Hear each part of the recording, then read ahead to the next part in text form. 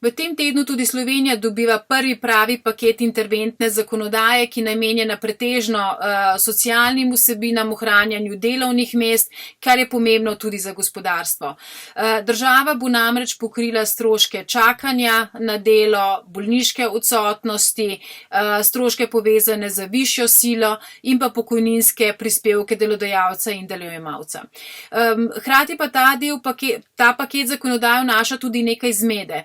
Naprimer, zapovedani krizni dodatek v višini 200 evrov, na Gospodarski zbornici ocenjujemo, da je treba upoštevati pri tem ogroženost in pa preobremenjenost posameznikov, ki delajo, kajti nismo enako izpostavljeni ali enako obremenjeni in tisti, ki so bolj, je prav, da dobijo tudi več.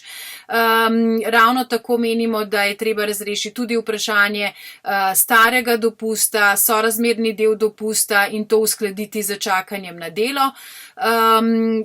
In razrešiti tudi vprašanje kriterijev, kdo je upravičen do koriščenja teh sredstev in da je treba zajeti te 3 krizne mesece in tista podjetja, ki so utrpela v tem času, so pač upravičena tudi do podpore države. Ko izidejo iz tega, pa morajo biti spodbujena, da čim bolje delajo do konca leta in naprej.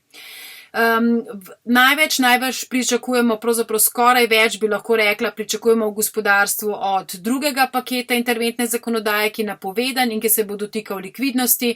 Tam pričakujemo 2 ključna ukrepa. En je vezan na večmilijardni sklad za zagotavljanje novih posojil, tako za obratna sredstva kot za investicije, in pa drugi ukrep je vezan na oblikovanje sklada za odkup terjatev.